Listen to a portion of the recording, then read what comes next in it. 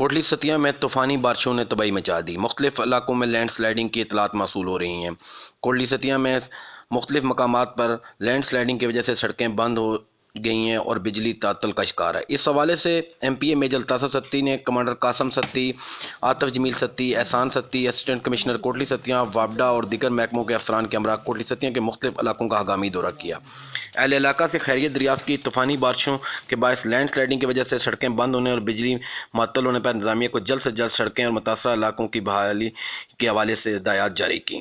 M P اے major Altaf ستی کے زیر نگرانی تمام محکمے سڑکوں اور بجلی کی جلد از جلد بحالی کے لیے کوشاں ہیں۔ مزید ایم پی اے میجر الطاف ستی نے کوٹلی ستیا گنگلی کے مقام پر پاک فوج اور پولیس کی مشترکہ چیک پوسٹ کا جائزہ لیا۔ اس دوران کمانڈر قاسم ستی، راجہ احسان ستی، آفتاب ستی، عاطف جمیل ستی، اسسٹنٹ کمشنر کوٹلی ستیا بھی ہمراہ تھے۔ ایم پی اے میجر الطاف ستی نے چیک پوائنٹس پر اسکریننگ کے عمل کو مزید سخت کرنے اور مسافروں کو احتیاطی تدابیر کے حوالے سے آگاہی دینے کی تلقین کی۔